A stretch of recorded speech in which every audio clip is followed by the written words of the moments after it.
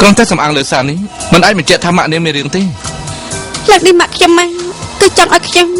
ទៅបារាំងជាមួយគាត់វិញគាត់ជាមនុស្សមានអ្នកណាគាត់មិនអាចຕົកខ្ញុំចាស់នៅទីនេះម្នាក់ឯងហើយទៅបារាំងវិញដោយមិនទាន់សម្រេចបំណងរបស់គាត់នោះទេហើយម្យ៉ាងវិញនៅសាររបស់នេះទៀតផងនេះជាចិញ្ចៀនម៉ាក់ខ្ញុំគាត់ពាក់ជាប់រហូតមិនអាចដោះទេ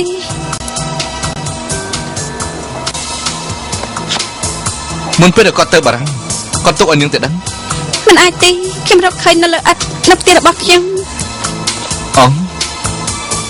អញ្ចឹងចម្លែកណាលើកនេះម៉ាក់ខ្ញុំត្រឡប់មករកខ្ញុំវិញខ្ញុំយល់ថាមិនសូវស្រួលទេហើយមុនពេលគាត់បាត់ខ្លួនមកយើងគាត់បានយកគំនូរនោះមកឲ្យខ្ញុំមើលទៀតផងគឺគំនូររបស់លោកប៉ាខ្ញុំនោះនេះកាពិត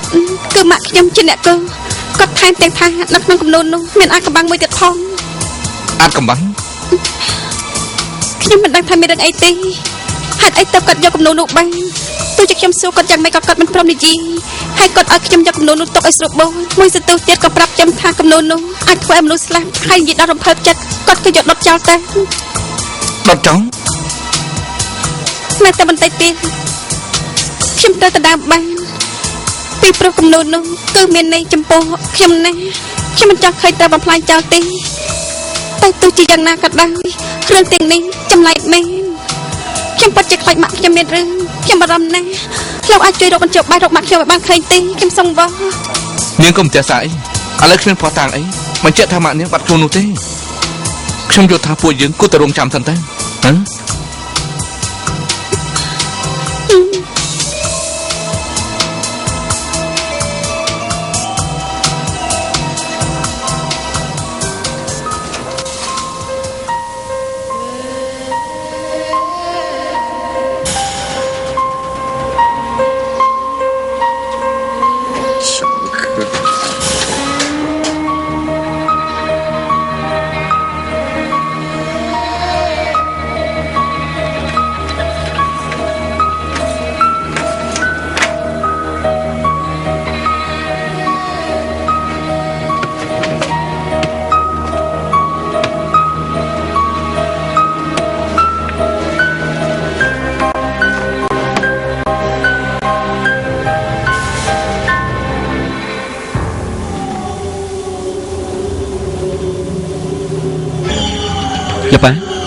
យ៉ាងម៉េច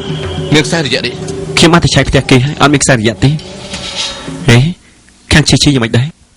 ក៏មិនឃើញដែរមើលទៅឥឡូវនោះធ្វើការប្រុងប្រយ័ត្នណាស់លោកប៉ាខ្ញុំយល់ថាមនុស្សដែលធ្វើការប្រុងប្រយ័ត្នបែបនេះក៏មានពេលដែលប្រហែលដែរសង្ឃឹមថាអញ្ចឹងចុះ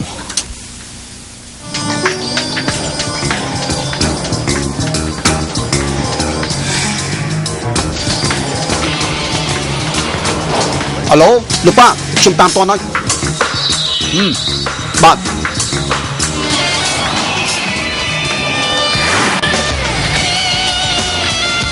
ប៉ាខ្ញុំអាចប្រកាសថាគ្រូនោះនៅក្នុងដៃមួយធីកុំបារម្ភអីខ្ញុំនឹងថាគួរធ្វើយ៉ាងម៉េចហ្នឹងខ្ញុំទៅរកប៉ាព្រីម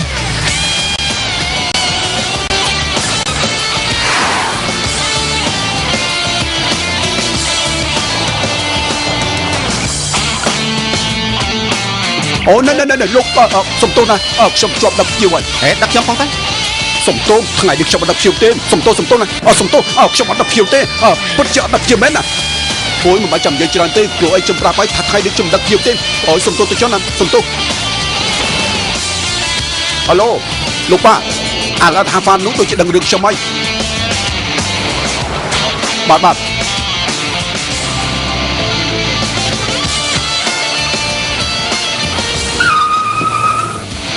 ហូយយើងមនុស្សមកបងលេងអាម្នាក់នឹងមិនឈ្នះទូនេះហៅនោះមិនធម្មតាទេណាចាញ់ជីសឹងឥឡូវលោកឈរនៅខាងណាលើកទឹកចិត្តស្ត្រីបំបត្តិស្មារតីខ្លួនឯងហ៎មិនក៏មិនគិតមើលគេដែលសារតែលោកនឹងគាត់ទៅតាមឡានមួយក៏ឲ្យគេដឹងដែរនាងក៏ប្រជិតដែរមិនថាខ្ញុំនេះជិបលោកឡានឥឡូវទូនេះហៅដឹងថាកំនួននៅក្នុងដៃមុទ្ធីអញ្ចឹងម្ដាយមុទ្ធីក៏តែមិនតន់ដល់ពេលគ្រោះថ្នាក់ទេតែខ្ញុំគិតថាគេឆាប់មានល្បិចថ្មីឆាប់គឺឆាប់ប៉ុណ្ណា1ម៉ោង1ថ្ងៃឬ1សប្តាហ៍ឬក៏1ឆ្នាំហើយចុះយើងនេះត្រូវចាំយ៉ាងម៉េចទៅទោះជាចាំយ៉ាងម៉េចក៏មិនដូចជាលោក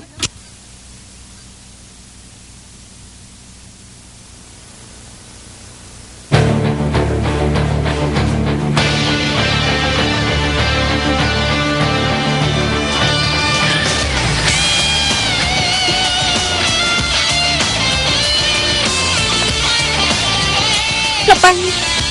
ឡូវខ្ញុំគួរធ្វើយ៉ាងម៉េច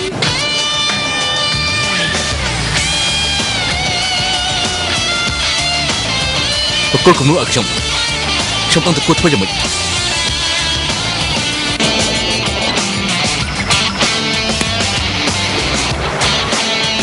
ប្រកាសដំណឹងហើយនៅ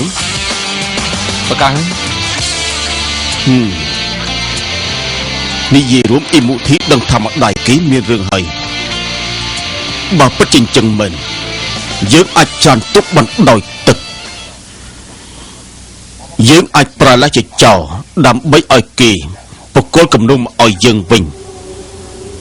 ឲ្យតែអ៊ីមូធីស្ដាប់បង្គាប់យើងរឿងនេះគឺឆាប់ដោះស្រាយបានទេ ប៉ា ហ៎ កុំបារម្ភដើម្បីសុវត្ថិភាពម្ដាយគេមូលធីប្រកាសជាបកគលគំនូឲ្យយើង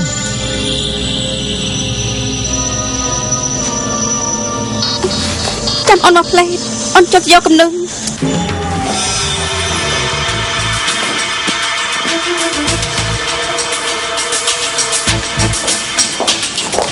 នៅក្នុងនេះ នេះ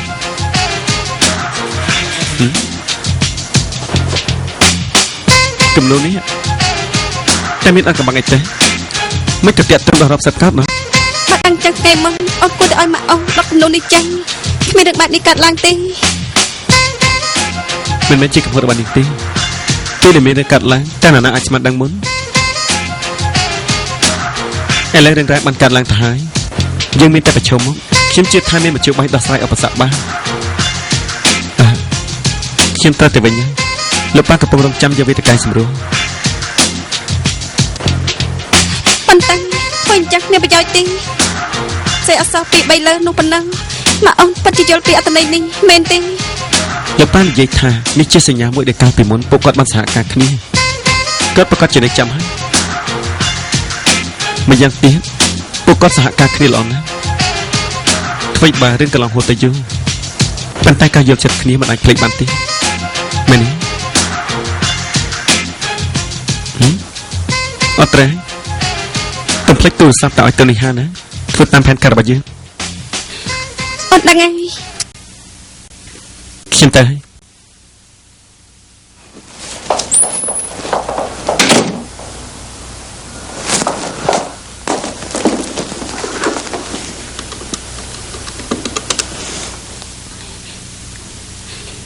អញហើយខ្ញុំគឺមុតធី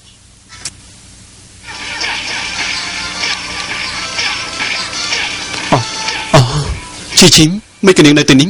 ខ្ញុំចង់នៅទីនេះគេនៅទីនេះយ៉ាងម៉េចមិនបានទេ អត់ទីងតាមមកពីកាលមិនក៏មិនហៅខ្ញុំហើយមកប្រហែលទៅហើយទេនាងនាងអត់ដេកឬក៏ចាប់ក្រោម កំរវល់អី